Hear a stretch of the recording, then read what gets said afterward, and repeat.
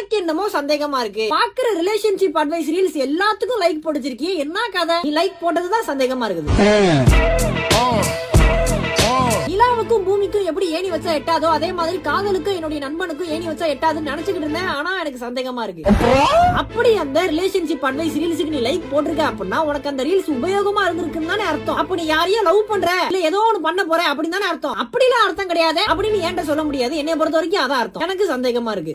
சரி, நீனும் மனுஷன் தான், உனக்குள்ளேயே ஒரு காதல் மலருதுன்னு வச்சுக்கோங்களேன். ஆனா ஏன் ஏன்ட்ட சொல்ல மாட்டேற? ஒரு நாள் அந்த பொண்ணு நீ எனக்கு நேர்ல இன்ட்ரோடியூஸ் பண்ணும்போது இதெல்லாம் ஒரு முஞ்சிய இதை போய் லவ் பண்ணிக்கிட்டு இருக்க அப்படியே கேட்க போறேன். அப்படியே எனக்கு தோணாலுமே அதை நான் மனசுக்குள்ளேயே வச்சுப்பேன். டப்புனு வெளில போட்டு உடைச்சிட மாட்டேன்.